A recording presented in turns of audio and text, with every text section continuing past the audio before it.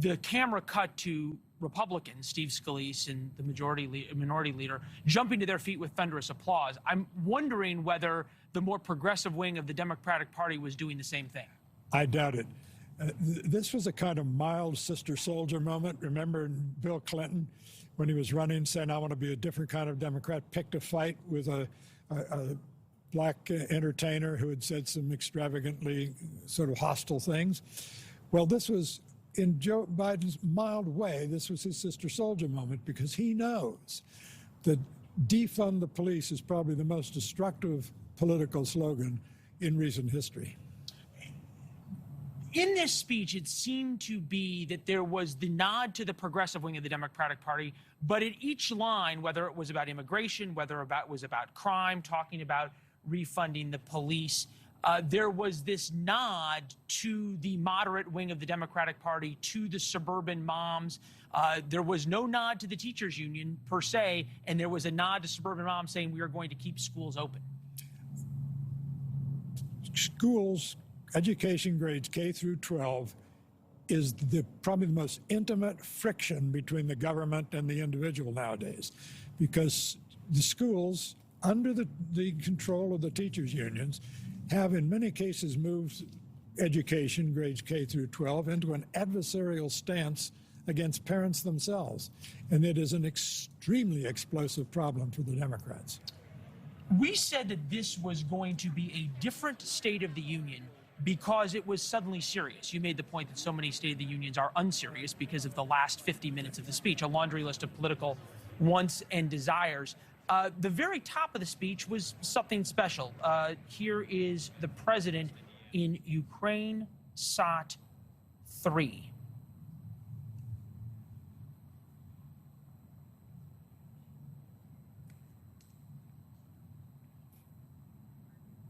All right, so we're going to listen, if we can, to President Biden, the first 10 minutes of his speech as he was speaking directly to the Ukrainian people. That's Ukraine soundbite 3.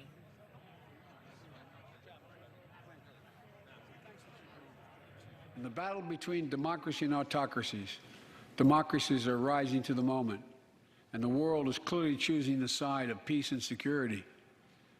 This is the real test, and it's going to take time. So let us continue to draw inspiration from the iron will of the Ukrainian people.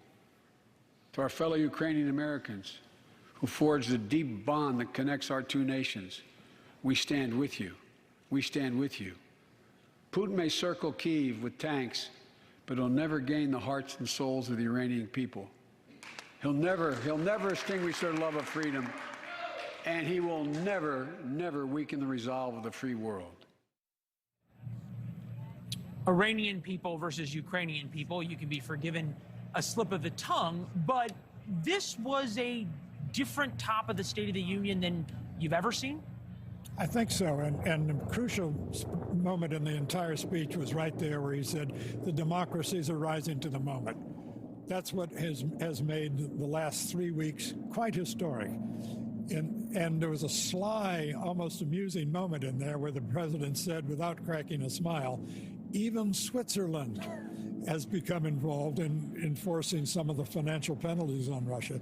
It used to be said as an old joke that a world war is a war without Switzerland.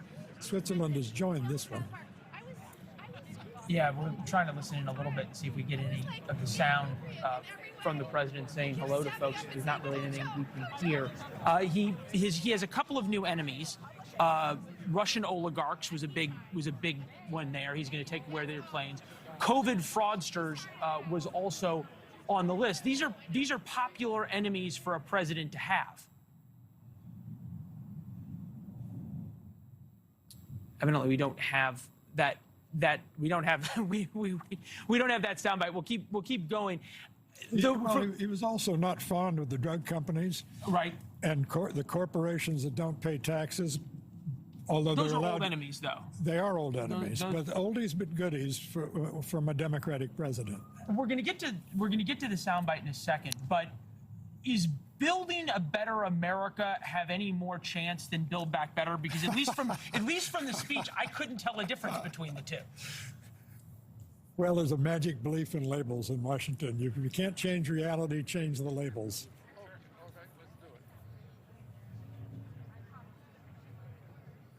we're going to go now to soundbite 11 about COVID. And you see the president, I think this may be the only member of Congress I saw with a mask. Take a listen. And thanks to the progress we made in the past year, COVID-19 no longer need control our lives. I know some are talking about living with COVID-19, but tonight I say that we never will just accept living with COVID-19. We'll continue to combat the virus as we do other diseases. And because this virus mutates and spreads, we have to stay on guard.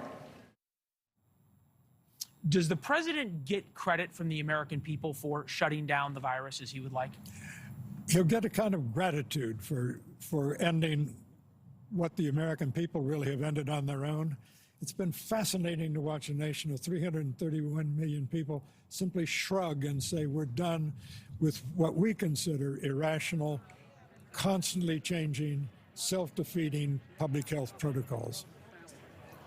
As we listened to this speech, was there something that you heard that you didn't think you would? No. I'm sorry to say. Is there anything you wish you had heard that you did not? Yes, I would like to have heard him say more that what we're really committed to is economic vigor. Instead, we got all this long litany about Buy America. Now, the one thing we know is if you insist on buying the materials, say, for your infrastructure projects from America, as opposed to competitive products from overseas, you're going to have less money, and therefore you're going to build less in your infrastructure because you're paying more for the materials. It's a trade-off, and it's not, I think, a helpful one. And I at least did not hear a single policy proposal that did not involve massive government spending. I think that's right, but that is, again, this is the party of government. You can't fault you don't expect them to come in on the State of the Union and change their stripes. Thinking now about what you and I talked about now for the past 24 hours that he had to do, and our NewsNation polling showed he had to do. We're hearing right now the Park Police helicopter flying overhead as the area around the U.S. Capitol right now is probably one of the most secure places in the world, if not the most secure place in the world. You and I talked about that the president had to acknowledge that the American people are feeling pain, and you can't dismiss it. Inflation about halfway through SOT number 6. And with all the bright spots in our economy, record job growth, higher wages, too many families are struggling to keep up with their bills.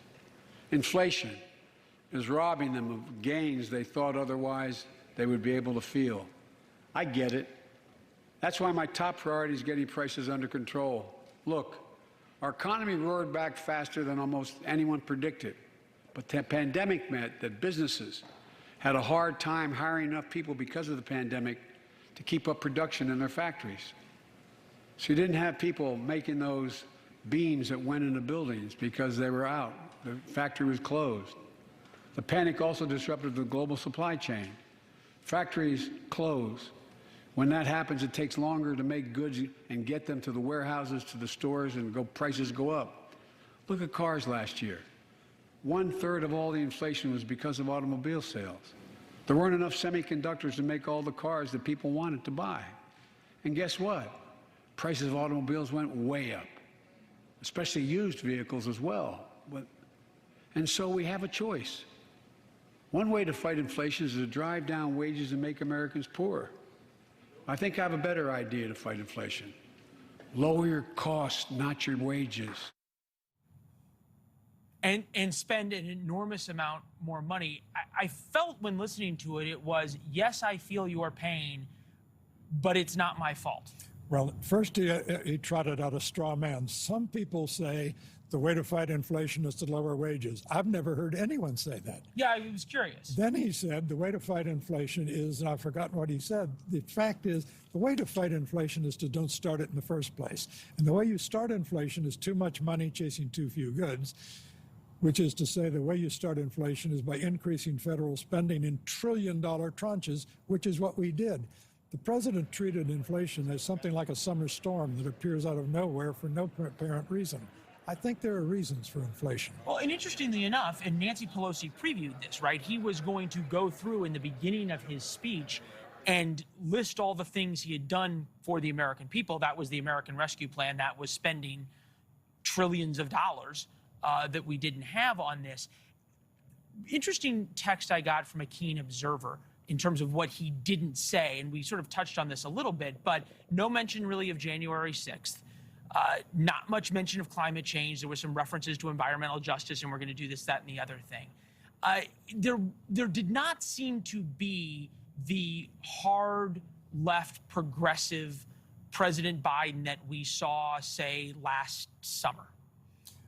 I think Mr. Biden has got the message that is deep in his polls, which is he, by aligning himself with the most progressive wing of his party, has endorsed what they call transformation. And very few American voters went to the polls in 2020 and said, I want to transform America. They didn't vote for transformation. They voted for normalization. And I don't think they got it. There was one Democratic congresswoman who said, we did not elect Franklin Roosevelt, we elected normal. Exactly. In this. Going back to the audiences, we've talked an enormous amount about the domestic political audience that watched this speech, which probably, I can't imagine really that there were many minds changed in it. And I don't know if you would disagree with that. But to the flip side, the other capitals around the world that we talked about watching this, London, Kyiv, Moscow, Beijing. I think they loved the first 10 minutes, and they should have. This was the United States saying, we are not retreating from the world. We are not going to be the policeman of the world, but we are going to be the orchestrator of world coalitions. And I think the members of the coalition liked hearing that. The members of the coalition liked hearing that, and President Biden says, I'm going to keep them together. Even Switzerland, Ukraine sought #2. President Biden, and this had an unusual tone in terms of President Biden's foreign policy. I never heard him speak like this, saying that to the Russian oligarchs, we are coming for you, and to Vladimir Putin personally, we are going to cause you pain. Take a listen.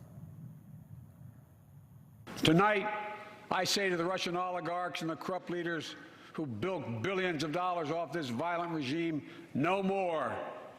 The United States, I mean it.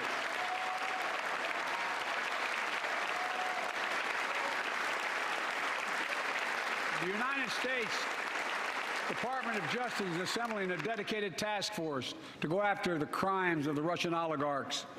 We're joining with European allies to find and seize their yachts, their luxury apartments, their private jets. We're coming for you, ill-begotten gains. And tonight, I'm announcing that we will join our allies in closing off American airspace to all Russian flights, further isolating Russia and adding additional squeeze on their economy.